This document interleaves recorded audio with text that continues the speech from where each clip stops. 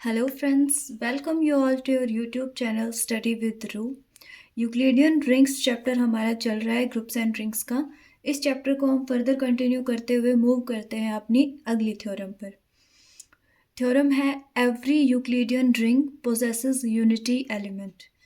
ये रिज़ल्ट हम वैसे एक आध थ्योरम में मैंने अपनी पिछली वीडियोस में यूज़ भी किया है और इसमें जब मैं आपको इसका प्रूफ करवाऊंगी तो आपको ये भी शायद समझ आ जाए कि ये कहाँ कहाँ यूज़ हुआ था। अब सबसे पहले हमें किसी भी प्रूफ को करने से पहले, जैसे कि पहली वीडियोस में भी मैंने कहा है कि आपको उन वर्ड्स के बारे में पता होना चाहिए जो पूछा गया है। अभी यूक्लिडियन रिंग्स का तो आप सबको मतलब अच्छे से पता है कि क्या है क्या नहीं है। अब आता है यूनिटी एलिमेंट। अब देखो, फर्स्ट चैप्टर में वैसे तो आप लोग पढ़ चुके हो, बट इस थ्योरम का प्रूफ करने के लिए मैं आपको बता देती हूँ कि यूनिटी एलिमेंट होता है ना, वो हम किस तरीके से पता लगाएंगे। जैसे कि अगर मैं किसी एलिमेंट को किसी दूसरे एलिमेंट से ऑपरेट करूं और आपका रिजल्ट वही एलिमेंट बन जाए तो हम इसको बोलते हैं यूनिटी एलिमेंट। ठीक है, तो अब हमें क्या करना है, हमें कुछ इस तरीके से इस थ्योरम को प्रूव करेंगे हम, जहाँ पर हमारे पास किसी एलिमेंट को किसी दूसरे एलिमेंट से ऑपरेट करके जो रिज़ल्ट बने वो वही एलिमेंट बन जाए, तो हम बोलेंगे कि ये वाला जो एलिमेंट है वो हमारा यूनिटी एलिमेंट होगा। ठीक है, तो चलो स्टार्ट करते हैं हम अपना प्रूफ। ओके, सबसे पहले बेसिक सी चीज़ों के साथ स्टार्ट करेंगे। हमने कहा कि लेट आर, अरे पेन नहीं चल रहा, हाँ, let R be an Euclidean ring. हमने माना कि हमारे पास कोई एक आर है जो एक यूक्लिडियन रिंग है। ठीक है, अब आपको ये बहुत अच्छे से पता है कि हर एक रिंग जो होती है वो खुद की तो आइडियल होगी, तो आर जो है वो एज इट्स ओन आइडियल, ये अपनी खुद की आइडियल तो होगी ना। और जो आइडियल होती हैं किसी भी यूक्लिडियन रिंग की, वो कौन सी होती हैं? प्रिंसिपल आइडियल होती है। मैं ब्रैकेट में डाल देती हूँ, आप नेक्स्ट लाइन में लिख देना कि every ideal is of a Euclidean ring is principal ideal, therefore R भी क्या होगा, हमारा एक प्रिंसिपल आइडियल होगा। अब अगर कोई रिंग प्रिंसिपल आइडियल है, इट मीन्स वो अपने किसी एलिमेंट से जनरेट होगा। ठीक है, तो मैंने माना कि मेरे पास कोई एक ए नोट एलिमेंट है जो मेरी रिंग का एलिमेंट है, और ये जो रिंग है ये इस ए नोट से जनरेट हो रही है। अब जनरेट होने का मतलब क्या होता है कि हमारा जो सेट बनेगा वो किस टाइप का होगा, ये वाला जो सेट होगा वो इस टाइप के एलिमेंट्स आएंगे, ए नोट इंटू में आर। मतलब ये इंटू नहीं होता, वैसे ऑपरेशन होता है ये। ठीक है, A not operated with R such that ये आर जो होंगे वो हमारे रिंग के एलिमेंट्स होंगे। आई होप आपको ये क्लियर हुआ है। अब देखो, कोई भी रिंग किसी एलिमेंट से जनरेट हो रही है, दैट मीन्स कि उस रिंग के सारे एलिमेंट्स को हम ए नोट की मल्टीपल्स के फॉर्म में लिख सकते हैं। ठीक है, समझ आ रही है बात? मल्टीपल्स, तभी तो हमने ऐसे लिखा है ए नोट आर। ये आर हमारे क्या होगा, मतलब समथिंग इससे 1 2 3 रिंग के एलिमेंट्स को मल्टीप्लाई करके हमारे पास रिजल्ट्स बनते जाएंगे। ठीक है, जैसे मैं नेचुरल नंबर्स का एक सेट ले लेती हूँ, ठीक है, एग्जाम्पल के लिए बता रही हूँ। जैसे 1 2 3 ले लिया मैंने और ये अप टू इन्फिनिटी तक चलता जा रहा है। जो 1 होता है ना, 1, अब जैसे इसमें 1 के अंदर मैं 2 को मल्टीप्लाई करूँगी तो 2 बन जाएगा, 1 में 1 को करूँगी तो 1, 1 में 2 3 को करूँगी तो 3। तो मतलब ये सारे क्या है, 1 के मल्टीपल्स चल रहे हैं। तो यहाँ पे ये आर किससे जनरेट होगा, 1 से, लाइक दिस। तो हमने कोई एक एलिमेंट लेट कर लिया ए नोट जिससे ये जनरेट हो रहा है, और इस टाइप का सेट हमारे पास बिल्ड हो जाएगा। अब हमें पता है कि जितने भी एलिमेंट्स होंगे आर के, एवरी एलिमेंट ऑफ आर, जितने भी एलिमेंट्स होंगे is a multiple of A note. अब हम उसको ए नोट के मल्टीपल्स की फॉर्म में लिख सकते हैं क्योंकि आर ए नोट से जनरेट हो रहा है। इट मीन्स ए नोट खुद भी मल्टीपल के फॉर्म में लिखा जा सकता है। जैसे ये 1 था, ठीक है, तो 1 इंटू 1 इज़ 1, ये भी मल्टीपल के फॉर्म में लिखा जा सकता है। तो हमने माना कि हम इस ए नोट को ए नोट सी की फॉर्म में लिख सकते हैं, जहाँ पर सी जो है वो हमारा रिंग का ही कोई एलिमेंट है। क्लियर हुई ये बात? हमने इसको मान लिया अपनी इक्वेशन 1। ठीक है, फिर मैंने कहा कि मेरे पास कोई एक अनदर एलिमेंट है ए, जो मेरी रिंग का एलिमेंट है। दैट मीन्स कि अब मैं इस ए को भी ए नोट की फॉर्म में लिख सकती हूँ ना, ए नोट इंटू समथिंग की फॉर्म में। मैंने वो एक्स लिख लिया। मैं ये सारी टर्म्स बुक से रिलेट करके ही टर्म्स को लिख रही हूँ ताकि आपको बाद में समझने में दिक्कत ना आए। तो ये एक्स भी हमारा क्या होगा, रिंग का एलिमेंट होगा। ये ए मैंने कोई एक दूसरा, मतलब कोई भी आर्बिट्रेरी या रैंडम आप बोल सकते हो, मैंने उठाया, एलिमेंट उठाया आर का, जिसको मैं ए नोट की फॉर्म में लिख सकती हूँ। यहाँ तक क्लियर हुआ? ओके। अब मैंने क्या किया, इस इक्वेशन में बोथ साइड सी से मल्टीप्लाई कर दिया। अभी बताती हूँ ऐसा क्यों किया है। क्योंकि मेरे पास यहाँ पे ए नोट पहले से है और ए नोट सी और आ जाएगा, तो मैं ये वैल्यू यूज़ कर सकती हूँ जो 1 में है। ठीक है, अब देखो, यूक्लिडियन रिंग है तो कम्यूटेटिव रिंग तो होगी, और कम्यूटेटिव होगी तो मैं ये ए नोट एक्स को क्या बना सकती हूँ, इस तरीके से लिख सकती हूँ। फिर मतलब ये वाली जो टर्म है एक्स ऑपरेशन सी है, ठीक है, इसको मैं सी ऑपरेशन एक्स भी तो लिख सकती हूँ ना, क्योंकि ये कम्यूटेटिव रिंग है। ठीक है, तो मैंने इसको इस तरीके से लिखा। अब इसको 2 मान लो। अब देखो, फ्रॉम 1 and 2, ध्यान से देखना। आप यहाँ पे हमारे पास ए सी था, क्लियर है। ए नोट सी की जगह मैं क्या लिख सकती हूँ, ए नोट। ठीक है, यहाँ पे है एक्स। अब इस वाले स्टेप को देखो, ए नोट एक्स है, ए नोट एक्स क्या था, ए था, तो मैं यहाँ से क्या लिखूंगी, A C is equals to A. Clear हुई बात? अब देखो, किसी एलिमेंट को किसी दूसरे एलिमेंट से ऑपरेट करने के बाद हमारा रिजल्ट वही एलिमेंट बन गया, तो हम क्या कहेंगे कि C इज यूनिटी एलिमेंट। समझ आ गई ये बात? इन R, यही तो हमें प्रूव करना था कि यूक्लिडियन रिंग के पास जो है वो यूनिटी एलिमेंट होता है। किसी एलिमेंट को उस कोई दूसरे एलिमेंट से ऑपरेट करके रिजल्ट वही एलिमेंट बन रहा है, इट मीन्स वो जो एलिमेंट है वो कौन सा एलिमेंट है, यूनिटी एलिमेंट। बहुत ही सिंपल सी थ्योरम थी ये। बीच में एक दो छोटी छोटी सी थ्योरम्स मैंने बीच में स्किप कर दी थी, अभी इस वीडियो में हम उनको कवर अप कर लेते हैं। ठीक है, चलो नेक्स्ट की तरफ मूव करते हैं। अगली थ्योरम है, show that an element A is an Euclidean ring R is a unit if and only if dA is equals to D1। ठीक है, देखो हमें क्या बताना है कि अगर हमारे पास कोई एलिमेंट A यूक्लिडियन रिंग का यूनिट होगा तो ये कंडीशन ट्रू होगी, और अगर ये कंडीशन ट्रू है दैट मीन्स कि वो A यूनिट होगा। ठीक है, हमें दोनों पार्ट्स जो है वो शो करने हैं इसके अंदर। ठीक है, चलो प्रूफ स्टार्ट करते हैं हम अपना। देखो, सबसे पहले हमें क्या करना है, हमें कोई भी एक एलिमेंट लेना है A, let A be an, video clear नहीं आ रही है क्या, हाँ, बी एन एलिमेंट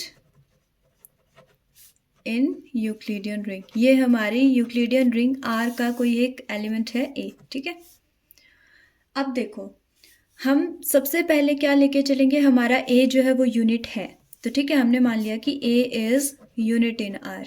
हमें लेके चलना है सबसे पहले कि ये यूनिट है और ये चीज़ शो करनी है। क्लियर है?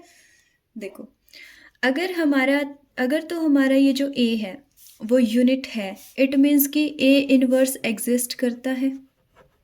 ठीक है, और आप सबको पता है कि किसी एलिमेंट को उसके इनवर्स से ऑपरेट करने के बाद हमारा रिजल्ट क्या रहेगा, 1। हम क्यों लेते हैं, बेसिकली मैंने आपको एक दो बार पहले भी बोला है कि जहाँ पे कोई भी ऑपरेशन हमें ना दे रखा हो ना, हम वहाँ पे मल्टीप्लिकेशन कंसिडर करके चल रहे होते हैं, और मल्टीप्लिकेटिव आइडेंटिटी जो होती है वो 1 होती है। ठीक है, अब देखो, यूक्लिडियन रिंग की डेफिनेशन से, by definition of Euclidean ring, Euclidean ring की डेफिनेशन से आप सबको पता है कि जो हमारा डी ऑफ ए होगा वो हमेशा लेस देन इक्वल टू होगा डी ए इनवर्स के। ऐसा क्यों होता है? आप सबको पता है, अगर सिंगल एलिमेंट हो और या उस एक से ज़्यादा एलिमेंट्स होंगे तो वो हमेशा बड़ा रहेगा। ठीक है, तो यहाँ पे जैसे यहाँ पे तो सिर्फ ए है और यहाँ पे ए और ए इनवर्स 2 हैं, तो ये बड़ा रहेगा। ठीक है, अब देखो ए और ए इनवर्स की जगह मैं 1 पुट कर सकती हूँ, तो यहाँ पे ये d of a is always less than equal to d of 1। ठीक है, ये कर इतना मतलब समझ आ गया, ये इसको हमने मान लिया हमारी इक्वेशन नंबर 1। ओके, अब है ना, again by definition of Euclidean ring, definition of Euclidean ring, अब देखो d इंटू 1 ये जो होगा वो लेस देन इक्वल टू होगा किसके? 1 इंटू ए के। ये इंटू नहीं होता, वैसे ऑपरेशन होता है, आप ध्यान रखना थोड़ा, मैं बोलते टाइम भी ऐसे बोल देती हूँ। अगर हम 1 को ए से ऑपरेट करेंगे, अब आप सिंपल सी चीज़ सोच के देखो कि यहाँ पे तो सिंगल 1 है और यहाँ पे 1 इंटू समथिंग है, दैट मीन्स कि ये वाला हमेशा ग्रेटर देन इक्वल टू रहेगा। अब है ना, आप ए को जब किस 1 से ऑपरेट करोगे तो रिजल्ट क्या रहेगा आपका? A D of 1। इसको मान लिया मैंने इक्वेशन नंबर 2। अब देखो फ्रॉम 1 एंड 2, इन दोनों इक्वेशंस को आप देखो, एक बार तो ये कह रहा है कि मेरा डी ऑफ ए जो है वो छोटा है और इसमें बोल रहा है डी ऑफ 1 मेरा छोटा है। इट मीन्स ये लेस देन और ये ग्रेटर देन वाला फैक्टर तो काम नहीं करेगा, तो यहाँ कौन सा फैक्टर काम करेगा कि डी ऑफ ए जो है वो मेरा इक्वल है डी ऑफ 1 के। और यही चीज़ तो हमें शो करनी थी कि डी ऑफ ए जो है वो 1 के इक्वल होगा। आई होप फर्स्ट पार्ट हो गया। अब हम क्या करेंगे, इसका कन्वर्स पार्ट लेके चलेंगे, कन्वर्सली। ठीक है, उसमें क्या करना है, अब हमें लेट करना है कि ए हमारा रिंग का कोई एक एलिमेंट है एंड डी ऑफ ए जो है वो इक्वल है डी ऑफ 1 के। और शो क्या करना है, टू शो कि ये जो ए है वो क्या है, हमारा यूनिट है। ए is a unit in are. पहले हमने लेट किया था कि ए जो है वो हमारा यूनिट है और फिर हमने ये बताया कि ये इक्वल होंगे। अब हम क्या करेंगे, इनको इक्वल लेके चलेंगे और हमें शो ये करना है कि ये यूनिट है। आपको पता है कि जब भी हमें ये चीज़ दिखानी होता है ना कि ये है, तो हम उसका उल्टा लेट करके चलते हैं, तो इसमें भी हम वही करेंगे। तो हम लेट कर लेते हैं या सपोज कर लेते हैं कि हमारा ये जो ए है ना इज़ नॉट अ यूनिट, ये यूनिट नहीं है, हमने ये जो है वो लेट कर लिया इसके अंदर। अब देखो by Euclid definition of Euclidean ring, Euclidean ring की डेफिनेशन से हम सभी को पता है कि 1 इंटू ए जो है वो ऑलवेज ग्रेटर होता है डी ऑफ 1 से। इक्वल तो यहाँ होगा नहीं क्योंकि हम मान रहे हैं कि यूनिट है ही नहीं। ठीक है, तो ये बड़ा होगा, लेकिन हमने जो लेट किया उसमें तो ये है कि डी ऑफ ए जो है वो बराबर है डी ऑफ 1 के। यहाँ से आप ये भी तो लिख सकते हो ना, 1 इंटू ए है, ये ऑपरेशन होगा तो ये 1 D A is greater than D 1। अब आप देखो यहाँ पे तो हमारी जो सपोजिशन है उसके अकॉर्डिंग तो ये बड़ा होगा, लेकिन हमारा जो स्टार्टिंग में हम लेके चले हैं उसमें तो ये इक्वल है। इट मीन्स ये कॉन्ट्राडिक्ट कर गया, विच इज़ अ कॉन्ट्राडिक्शन। ये तो हमारी कॉन्ट्राडिक्शन आ गई जो हमने लेट किया था।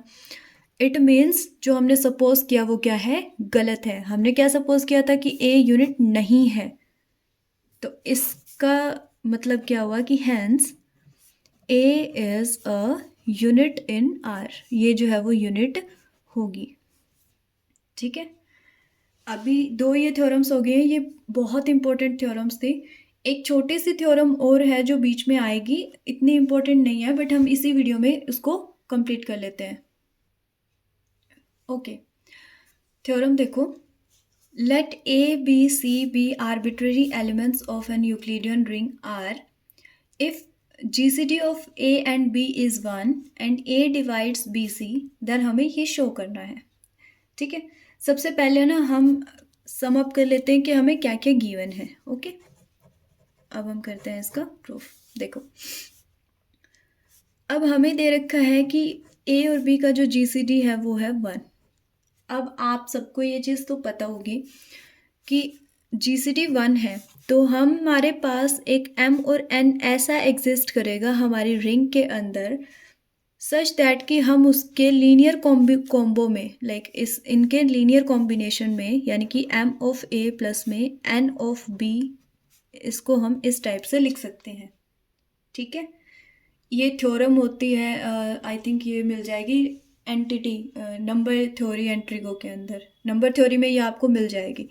उसमें क्या होता है कि जैसे आपके पास इन दोनों का जीसीडी 1 है, ठीक है, तो आप इनके लीनियर कॉम्बो में आप इसको लिख सकते हो, लाइक लीनियर कॉम्बिनेशन में। तो A into something plus B into something is equal to this GCD. ठीक है, आप इसको इस तरीके से लिख सकते हैं। अब मैंने क्या किया, मैंने इस पूरी इक्वेशन को सी से मल्टीप्लाई कर दिया। ठीक है, ऐसा करने पे मेरे पास क्या होगा, यहाँ पे C of M A plus में C of N B and that is equal to 1। Oh sorry, C, क्योंकि इसको भी तो सी से आप मल्टीप्लाई करेंगे ना।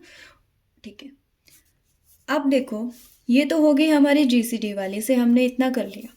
अब हमें दूसरी चीज़ क्या दे रखी थी कि हमारा ये जो ए है ना, वो बी सी को करता है डिवाइड, बी सी डिवाइड करता है। देयरफॉर इसका क्या मतलब होता है, वैसे देखो, जैसे इसको कुछ इस तरीके से समझो कि ये होता है 10 और 5। 5 की टेबल में 10 कहीं ना कहीं आता है, इसका मतलब ये होता है 5 इंटू 2 करने पे 10 बन जाएगा। और एग्जाम्पल दूँ तो आप मान लो जैसे 12/2 है, ठीक है, तो 2 की मल्टीप्लाई 6 से करने पर 12 बन जाएगा। ये कुछ इस तरीके से होता है। ओके, तो अब देखो, यानी कि मैं इस बी सी को किस फॉर्म में लिख सकती हूँ, ए इंटू टी की फॉर्म में लिख सकती हूँ।